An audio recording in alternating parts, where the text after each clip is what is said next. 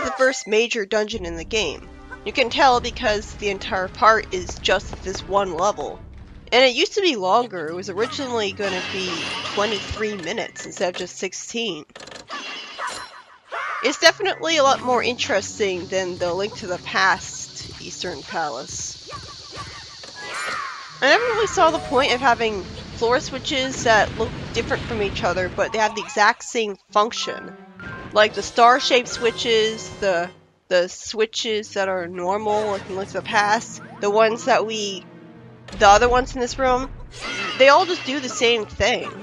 I mean, it would make sense to have them look different if it always was that, for example, the star-shaped switches had to always be pressed down in order for their effect to keep going. But that's not the case. They all do the same thing. And having vines here is really misleading because it makes you think that there's something behind them, like a treasure cave in the wall, but there isn't. So it's just a complete waste of time.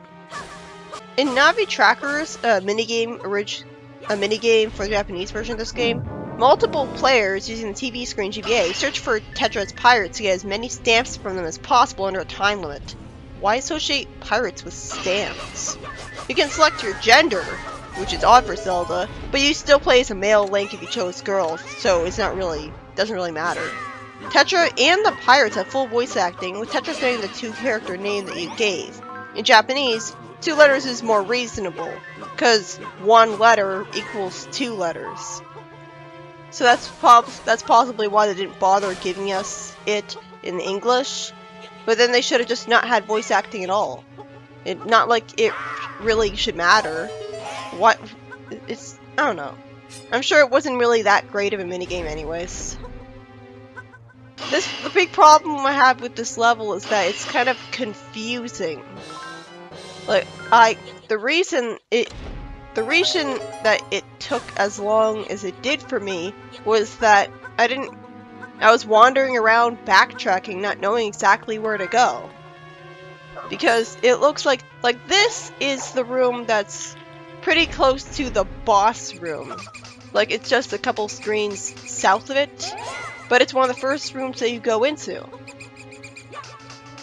Here I'm showing off the difference in physics, because in Link to the Past, you could jump off of a ledge while holding the B button to have your sword sticking out. And that was pretty important and useful because it was something that helped you with the boss of the Tower of Hera. Although I guess it didn't really matter because you could just jump in and hold your sword anyways from the arena. But in this game you can't do that because somehow your sword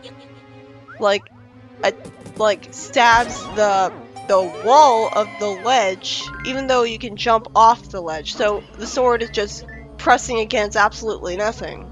It's kind of weird physics like that. But I guess it is supposed to be a side game, but I don't see it like that because it's a top-down Zelda game. How is it any less legitimate just because it's on the GameCube? See, even though bombs clearly create fire, that's not good enough to light the torches. I really don't see how. I mean, it would have been really creative to have it so that bombs can light torches. I mean, why not? In fact, that kind of... I guess that would sort of invalidate the lantern, but the lantern lets you see in dark rooms. And light and burn grass, but that reminds me that you can also burn grass with the explosion of the bomb. So, it's like you might as well. I don't know. They certainly have a lot more moving steel balls. Well, yeah, they do have more. They do have more because there's another room that has a whole bunch of moving steel balls to avoid, which is kind of fun to do. It's a fun challenge. Another thing about this game is that it says that you took great damage when you get hit by a bomb explosion. So, like, it feels... I guess they do more damage than in other games, which makes sense because it's a bomb exploding on you. Why wouldn't you take great damage from it? I guess they don't really keep it consistent because, like they said, you got 50 force gems. I mean, did they? Maybe I wasn't paying attention. They generally keep it pretty consistent with the rupee values because a blue force gem is worth the same amount as a blue rupee, just 5 rupees. And a red force gem is worth 20 rupees. And a purple force gem is worth like 50 rupees. And then you have the big force gems, which are worth even more. I just really don't get the point of having it be changed to force gems over rupees. I mean, I guess it tries to make it make more sense that they would be magical artifacts used to power up the sword when just having it be the regular rupees that you've been collecting the entire franchise doing it doesn't make as much sense. But because the force gems are used as currency anyways, since, I mean, why not? You're collecting so much of them, it should be used as currency.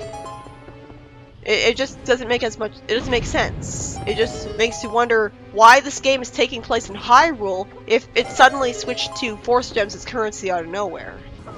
Like, this isn't an alternate universe, so... Like, I can only assume that the value of the Hyrulean rupee completely plummeted at one point, and they had to switch to force gems as a result.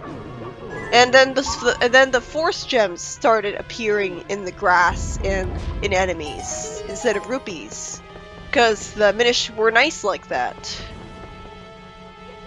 Yeah, I don't really like this maze area because it's constantly it's restricted to one screen the whole time, constantly making transitions with black screens when you go through a door, and that makes it a lot harder to keep track of where you've been and where you're going.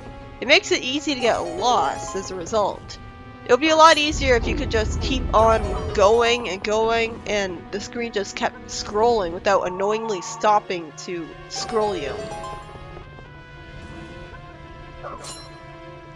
I kind of like the music for this place too.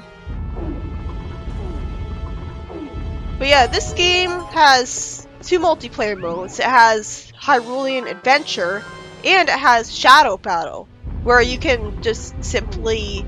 the appeal of it is that it's a lot shorter, and it's more competitive. Like, you could just compete with your friends in a battle. Really, I don't see the point. I mean, I don't know. I've never had friends to play this game with, let alone to play any competitive multiplayer game with. But it just feels to me like if you're playing a competitive game against them, aren't they just gonna get really mad at you if they lose? I don't know. That previous section obviously required the slingshot, but I was lucky enough to make the bomb explode at just the right time to hit the crystal switches. But that's the big problem with having just one item slot for inventory.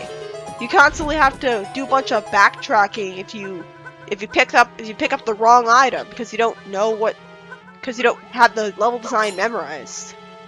And it's kind of fine if you have 4 players playing at once, because then you have 4 inventory slots. It's in Tails Adventure then. But that's still a drastic step down from the previous Zelda games.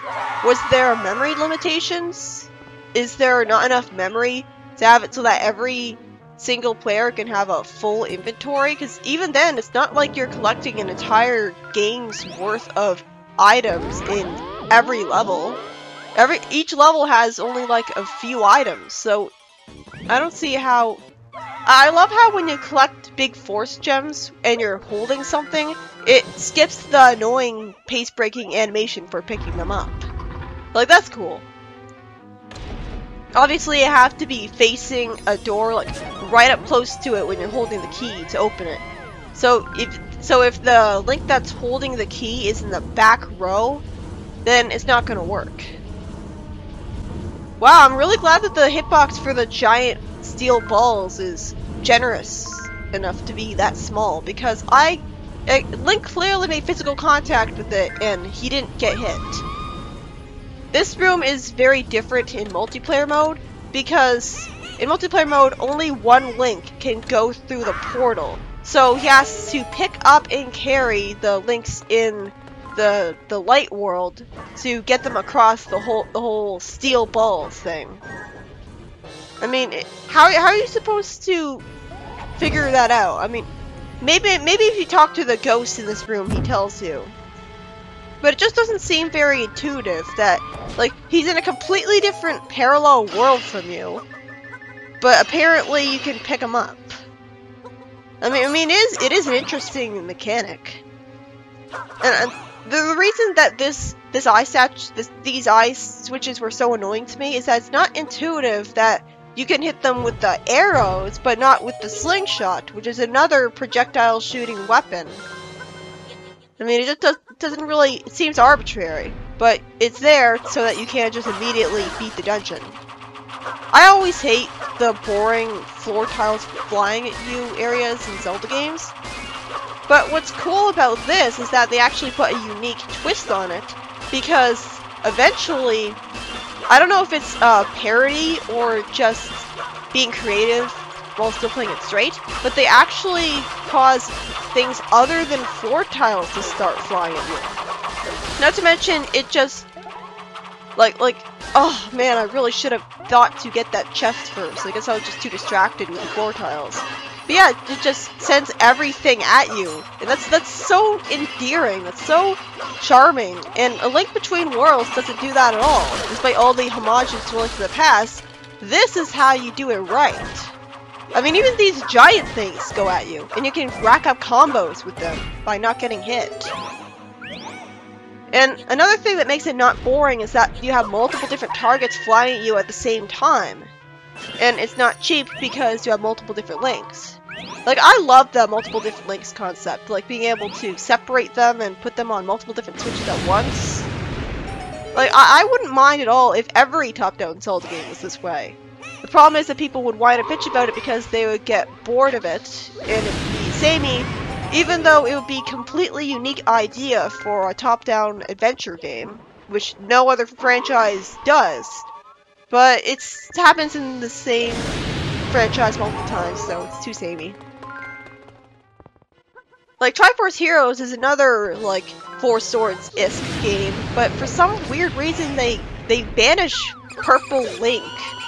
Like, so there's only 3 players. At least it has online play, so you can't actually have the possibility of playing with other players now. But still, I've never really played it. It seems to have an intriguing story. I like there's clothes and stuff. I really hate the Wizrobes that steal money from you, because they're always backing away from you. So it feels kind of cheap. Like, there's nothing you can do about it, because you just have to keep rolling at them, and if you roll straight into them without doing the roll spin attack, then you get hurt. It's certainly creative having the big key open chests with a huge amount of money in it, rather than having them give you an item or the big key to get to the boss. But you'd think that they would, I guess they're only using the big key specifically so that it can be like a nostalgic reference. This is how you do Argus better. Like, Link Between Worlds had Argus, and, like, let's make Argus not fun. This is Argus made a lot more fun, because you have multiple links, so you can get multiple eyes at once, and you can do it with the boomerang. And it's really fun and satisfying being able to throw multiple different boomerangs at the same time. And, like, I love how, obviously what makes it the boomerang better than the hookshot is that it doesn't have to just go straight ahead. It can go diagonally too, so it's kind of, it's more satisfying. Like, it's just more enjoyable. It doesn't feel as stiff. Like, the boomerang also moves faster than the hookshot does, from what I can remember. This is still the same though. It jumps into the air and lands and stuns you. And unfortunately, it doesn't.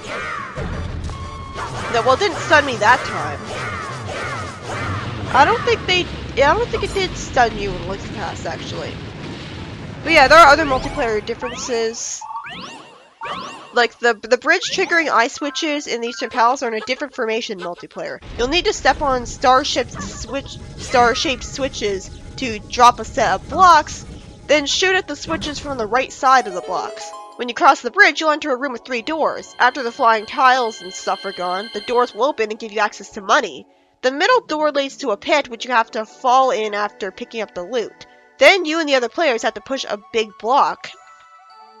And after you leave the basement, bomb the crack at the top of the room, then enter the new cave, and you'll get a big key there. So, let's see, is that something that had to be restricted to multiplayer? I mean, it just sounds like the ice switches being a different formation thing. Like, that doesn't really sound like it needs to be restricted to multiplayer. And it's annoying to arbitrarily restrict stuff to multiplayer because chances are you're not even going to be able to play it. So you're being cheated out of puzzles. Yeah, like, it seemed like all that Eastern Palace stuff was just totally arbitrarily restricted to multiplayer. That's kind of annoying. I like the fairy on the map screen thing. It's kind of charming.